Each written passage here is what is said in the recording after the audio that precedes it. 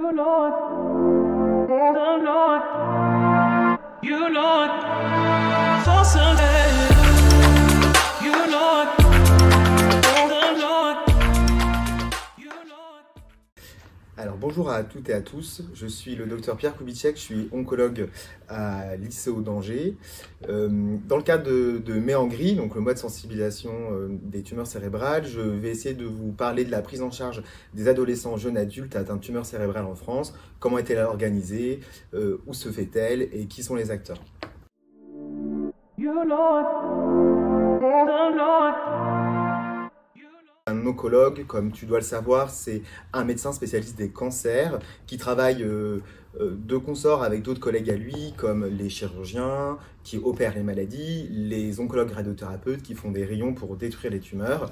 L'oncologue a fait 6 ans de faculté de médecine et puis ensuite il a été interne, comme tu peux en croiser dans les services, pendant 5 ans. Et à la fin de cet internat, il passe une thèse pour être spécialiste du cancer. Il a également fait, dans la plupart des cas, un parcours de recherche scientifique annexe. Les oncologues, dans la grande majorité des cas, se spécialisent sur un ou deux cancers, par exemple les tumeurs cérébrales ou les cancers de l'abdomen ou du thorax. You Lord, oh Lord. Les tumeurs cérébrales sont des cancers qui se développent dans ce qu'on appelle le système nerveux central. Le système nerveux central comprend le cerveau et la moelle épinière qui est juste en dessous. Le cerveau et la moelle épinière est entouré d'une poche dans laquelle il y a du liquide qu'on appelle le liquide céphalorachidien. C'est malheureusement chez l'adolescent jeune adulte un des cancers les plus fréquents entre 15 et 25 ans. Il existe deux grandes sortes de tumeurs cérébrales, même s'il y a plus de 150 maladies. Ces deux grandes sortes sont les tumeurs cérébrales de bas grade et de haut grade. Les tumeurs cérébrales de bas grade vont surtout se développer sur les voies optiques, qui sont comme des câbles qui partent du cerveau jusqu'aux yeux, et dont l'évolution est très lente et peut nécessiter des traitements et une surveillance sur plusieurs dizaines d'années. Les tumeurs cérébrales de haut grade ont plutôt tendance, elles, à se développer dans le cerveau. On peut avoir des tumeurs qui se développent ce qu'on appelle dans le cervelet, qui est situé sous le cerveau, au niveau de la nuque, dans ce qu'on appelle la fosse postérieure, qui peuvent s'appeler méduloblastome ou épendymome. Et les autres maladies qui se développent, quant à elles, dans le cerveau, qu'on peut dire principal, à différents endroits, vont être les astrocytomes, les oligodendrogliomes ou alors les glioblastomes. Il y a différentes sortes de grades, grade 2, grade 3, grade 4. On ne parle pas vraiment de stades dans les tumeurs cérébrales, mais plutôt des grades. Les grades 2 sont des maladies qui se développent moins vite et moins agressives que les grades 4. On appelle astrocytome ou oligodendrogliome, car lorsqu'on regarde au microscope, c'est en fonction de la forme de la cellule tumorale à quoi elle ressemble. Les glioblastomes, quant à elles, sont des maladies de grade 4 les plus agressives. You Lord, oh Lord. Pour l'instant, la science n'a pas trouvé de réels facteurs de risque à ces maladies-là, c'est-à-dire qu'on ne sait pas pourquoi ça se développe chez les patients. Dans de rares cas, il peut y avoir beaucoup de cancers dans la famille, chez les parents, chez les grands-parents, chez les frères et sœurs, et donc on peut imaginer ce qu'on appelle une prédisposition génétique, c'est-à-dire que chaque individu se transmet par son patrimoine génétique des gènes qui peuvent entraîner des cancers, mais c'est peu fréquent et dans la majorité des cas, malheureusement, on ne trouve pas pour l'étiologie de ces maladies-là. You Lord, oh Lord. Donc la plupart des cas, c'est des symptômes neurologiques. Ça veut dire qu'on peut avoir trop de pression dans la tête et cela va entraîner des maux de tête, des troubles de la vision, une vision double, des nausées, vomissements. Il peut également avoir de l'épilepsie, tu as déjà dû déjà en entendre parler, je pense.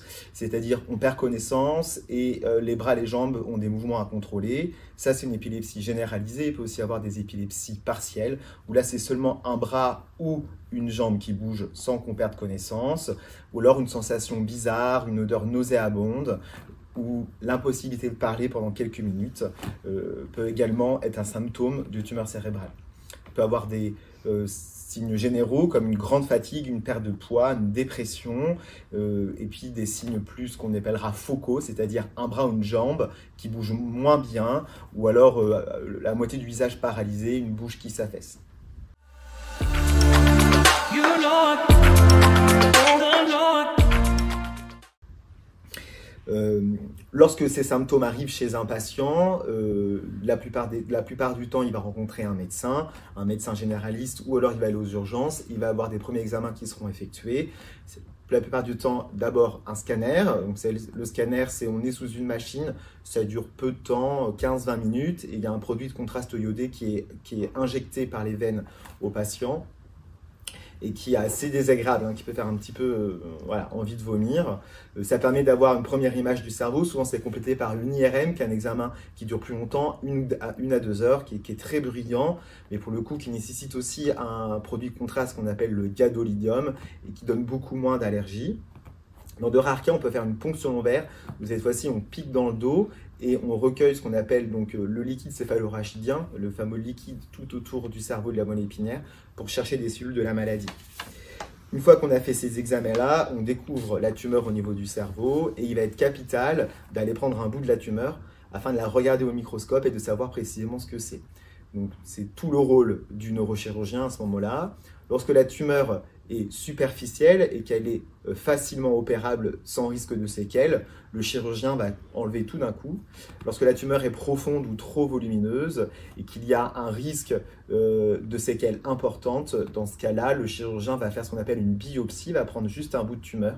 Il ne va pas tout enlever pour pas que le patient ait trop de séquelles à son réveil. Ensuite, donc c'est une étape capitale puisque la tumeur ou la biopsie va être analysée par le médecin spécialiste des cellules qu'on appelle le pathologiste.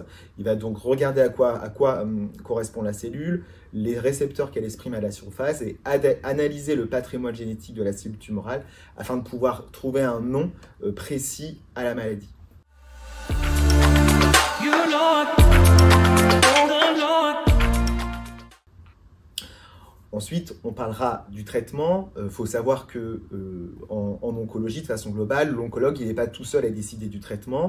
Il se réunit 1 fois par semaine avec ses collègues chirurgiens, pathologistes, oncologues radiothérapeutes, les radiologues spécialistes des images. On regarde tous les dossiers et en fonction de quelle maladie on a en face, on va mettre en place le traitement qui peut comporter, comme tu le sais, de la chimiothérapie qui peut être par les veines ou par la bouche, des thérapies ciblées ou de l'immunothérapie qui sont des traitements plus modernes qu'on ne va pas prescrire à tous les patients, ça va vraiment dépendre de la maladie. La radiothérapie qui a un traitement principal dans les tumeurs cérébrales qui est fait par l'oncologue radiothérapeute qui envoie des rayons où il y a la tumeur. Et ça, c'est les principaux traitements qu'on peut proposer dans les tumeurs cérébrales.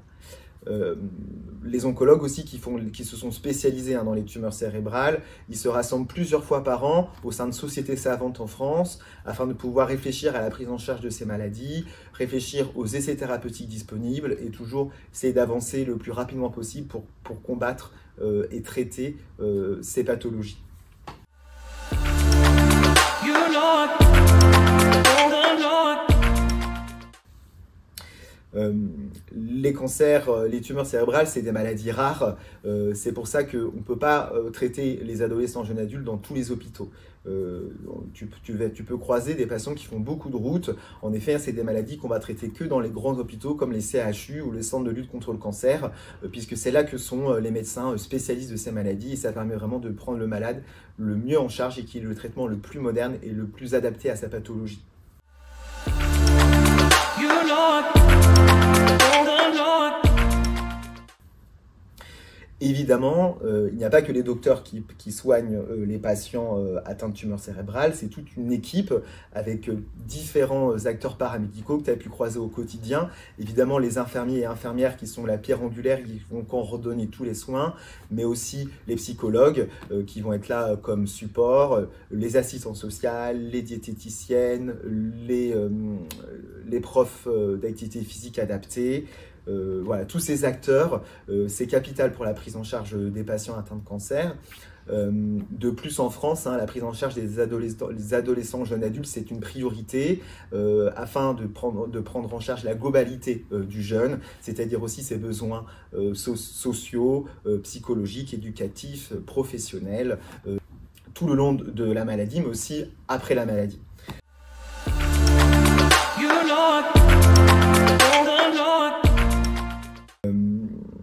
Heureusement qu'on n'est pas tout seul aussi pour prendre en charge le patient. On a aussi beaucoup d'aide des associations, comme l'association AIDA, qui est une association française qui permet de faire rencontrer des jeunes pas malades, qui vont dans les hôpitaux rencontrer des jeunes malades et qui les aident à combattre la maladie, à sortir de l'hôpital et à mener des projets professionnels ou non professionnels. Il y a aussi plein d'autres associations, je ne vais pas pouvoir tous les énumérer, mais notamment la Ligue contre le cancer, qui est aussi d'une grande aide au quotidien pour la prise de ces patients-là, et puis des associations un peu ciblées en fonction des maladies.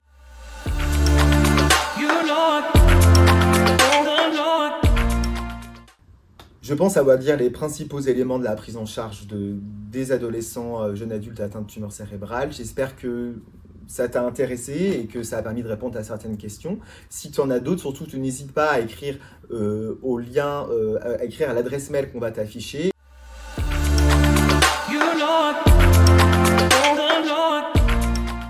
Et surtout à te connecter au webinaire où on sera tous là pour répondre à tes différentes questions. Je te souhaite une bonne journée et à bientôt.